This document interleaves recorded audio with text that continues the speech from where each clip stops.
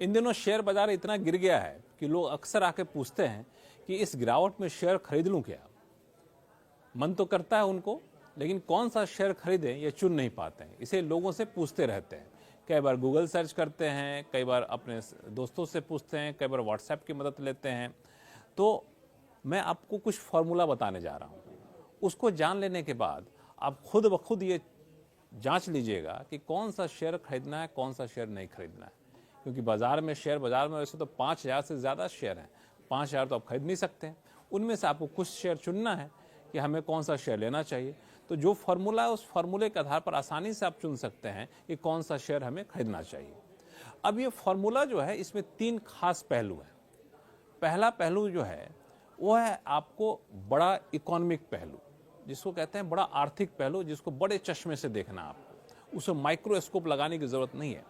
बड़ा चश्मा का मतलब ये हो गया कि देखिए कि जिस शेयर को आप खरीदना चाहते हैं या फिर अभी किस सेक्टर का बोलबाला है, दुनिया भर में चल क्या रहा है। मिसाल के तौर पर अभी रोज़ सुबह उठ के ट्रम्प साहब कुछ न कुछ बोल देते हैं, शेयर मार्केट में हाहाकार मच जाता है।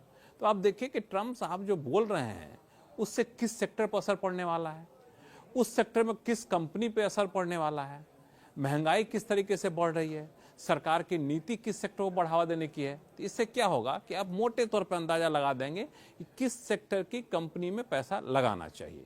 ये तो रही बात आपको इकोनॉमिक पहलू।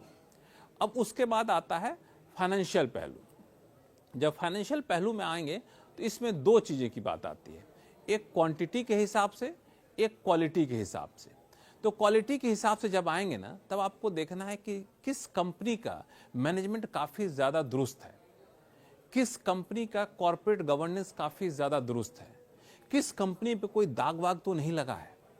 जब ये लग जाएगा ना ये बड़ी साफ़ सुथरी कंपनी है, मैनेजमेंट के लोग बड़े पढ़े लिखे हैं, बड़ी समझदार हैं, कभी लेफ्ट राइट वाले काम में नहीं लगे रहते हैं, तो आपको लगे कि नहीं चलो ये कंपनी तो ठीक ठाक चल रही है।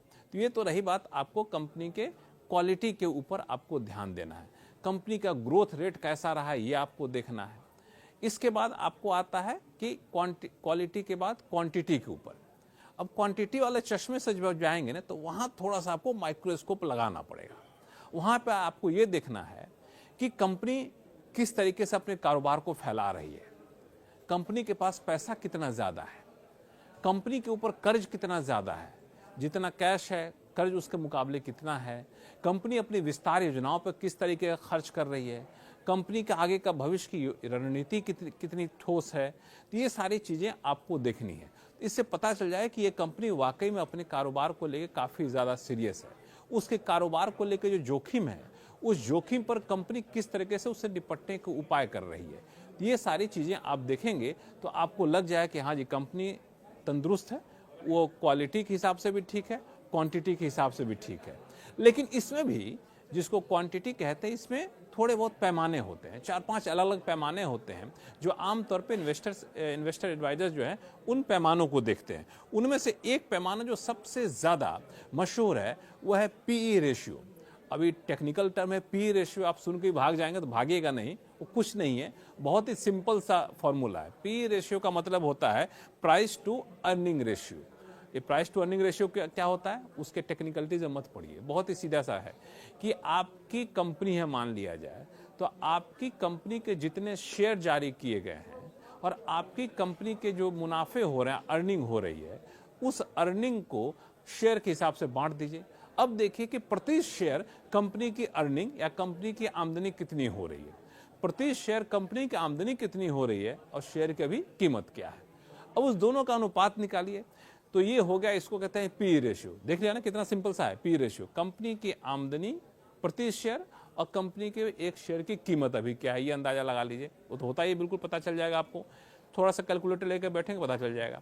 तो जिस कंपनी का P ratio, price to earning ratio कम होता है, माना जाता है कि उस शेयर कंपनी के शेयर के बढ़ने की संभावना होती है, तो वहां पे लोग कहते हैं कि वहां पैसा लगा लीजिए। तो पी रेशियो एक पैमाना होता है। दूसरा जो होता है रिटर्न ऑन इक्विटी, ये भी एक बहुत ही प्रचलित पैमाना है। रिटर्न इक्विटी का मतलब ये होता है कि कंपनी का नेट रिटर्न या नेट प्रॉफिट कितना है। अब कंपनी का नेट प्रॉफिट कितना है, कंपनी ने कितने शेयर जारी किए हैं जितने शेयर जारी किए हैं उसको प्रॉफिट से भाग लगा लीजिए, तो वो प्रति शेयर नेट प्रॉफिट आपको पता चल जाएगा। और अब फिर देखिए कि प्रति शेयर का एवरेज होल्डिंग प्राइस क्या है, इन दोनों का अनुपात निकाल लीजिए, तो आपको पता चल जाएगा कि जी भी कंपनी में पैसा लगाना चाहिए कि नहीं लगाना चाहिए। तो ये 2-3 फार्मूले जो हैं काफ़ी महत्वपूर्ण होते हैं, जैसे डेट टू इक्विटी रेशियो होता है, इस तरीके से आपको प्राइस टू बुक वैल्यू होता है। तो अलग अलग पैमाने होते हैं जिसके तहत आप साफ तौर से अंदाजा लगा सकते हैं कि कंपनी में पैसा लगाना है कि नहीं, वो कंपनी के शेयर आगे बढ़ने की गुंजाइश कितनी ज़्यादा रहती है। तो ये तो रहा आपको फाइनेंशियल मामला। एक होता है टेक्निकल एस्पेक्ट। टेक्निकल चश्मा जो होता है वो बड़ा ही टेक्निकल होता है वाकई में। उसको टेक्निकल चार्ट के जरिए देखा जाता है कंपनी के शेयर में अभी पैसा लगाना है, लगा लिए तो कब निकल जाना है, तो बिल्कुल टेक्निकल एनालिसिस किया जाता है, उसका भी एक बड़ा सटीक फार्मूला होता है। तो ये मोटे तौर पे ये पैमाने हैं जिसके आधार पर आप चुन सकते हैं कि किस कंपनी के शेयर को हमें कब किस कीमत पर खरीदना है। लेकिन एक बात ध्यान दीजिएगा, चूंकि पैसा आपका है, पैसा आपकी गाढ़ी कमाई का है, तो जब भी आप शेयर में पैसा लगाएं तो ये जरूर देखिएगा कि शेयर में पैसा लगाना जोखिम भी उठाने के बराबर होता है। और एक सेबी जो कि शेयर मार्केट का रेगुलेटर होता है, सेबी से सर्टिफाइड इन्वेस्टमेंट प्लानर होते हैं, एडवाइजर होते हैं, उनकी सलाह जरूर लें, तभी आप कोई शेयर खरीदें।